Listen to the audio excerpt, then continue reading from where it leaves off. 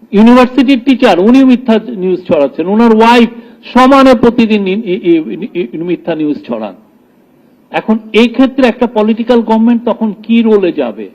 সে ফেসবুকের কাছে গিয়ে বলবে যে আপনি আমার এই মাসে 2320টা ফেক নিউজ হয়েছে, আপনি এটাকে রিমুভ করেন।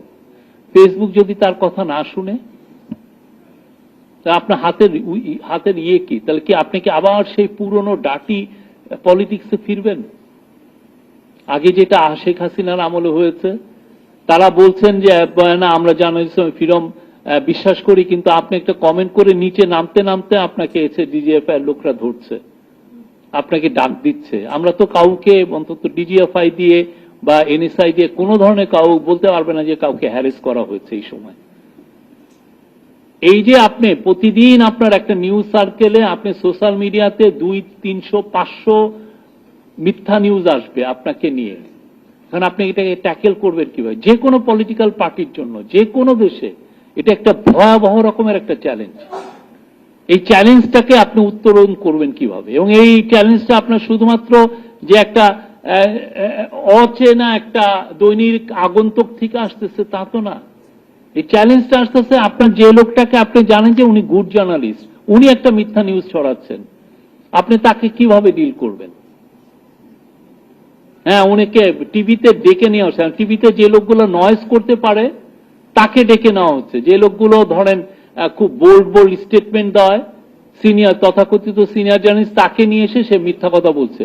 আপনি সেইটাকে ফেস করবেন কিভাবে? আপনার লিগ্যাল টুলস খুবই কম।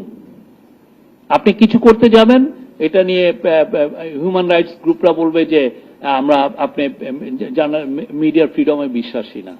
আপনার হাতে বাংলাদেশে মিস ইনফরমেশন হলে ওইটাকে ট্যাকেল দেওয়া সত্যিকার অর্থে খুবই একটা টাফ। আমরা যেমন স্পিচ রিলেটেড কোনো আমরা কেসই মানে এখন পর্যন্ত নেওয়াই হচ্ছে না। কেউ যদি বলে যে তার এগেনস্টে সে আমার নামে মিথ্যা বলছে, ওই কেস আপনি দেখেছেন ডিজিটাল সিকিউরিটি অ্যাক্ট স্ক্র্যাপ করার পরে কোনো কেস বা ডিজিটাল সিকিউরিটি অ্যাক্টে যতগুলো কেস ছিল স্পিচ রিলেটেড সবগুলোকে স্ক্র্যাপ করা হয়েছে, সবগুলোকে বাদ দেওয়া হয়েছে। কেউ আবার মানে বিসমিল্লাহ বা ইয়ে বলে একদম সূরা কিরাত পড়ে তারপরে যে মিথ্যা কথা বলছে, এটা এটা যে কোনো পলিটিক্যাল গভর্নমেন্টের জন্য তারা যদি মনে করে যে তারা সামনে সোশ্যাল মিডিয়াকে লাইটলি নিবে, আমি থিঙ্ক এগেন।